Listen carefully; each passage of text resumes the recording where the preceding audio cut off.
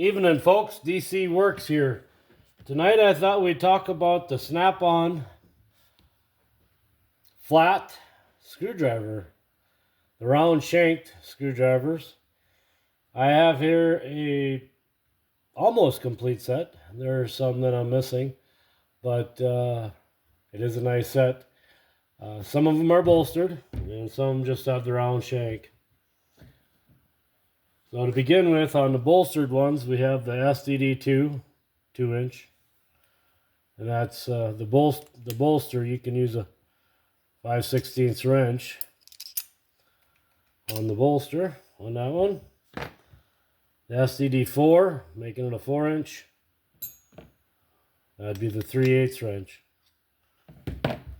The SDD6, the 6-inch flat, of course, would take a 7/16 wrench on the bolster.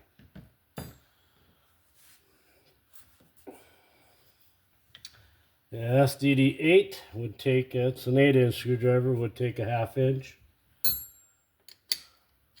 And I have in my possession the SDD10, 10-inch flat.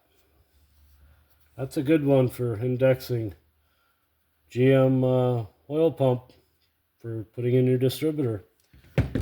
SDD12, which is a 12-inch. And the one I'm missing in that series is actually the SDD616, which is a 16-inch. On the round shank series, we have the stubby, which is the SDD1. And we have the SDD153, which was the same handle as an 8-inch. Well, in between a 6 and an 8. And about a 3-inch length blade with the same blade as SDD8. That's an interesting screwdriver. A lot of torque with that one. It is a round shanked screwdriver, so no bolster. The other one would be the SDD104, which is a short little guy, about a 1-inch. And the same tip as your 4-inch screwdriver.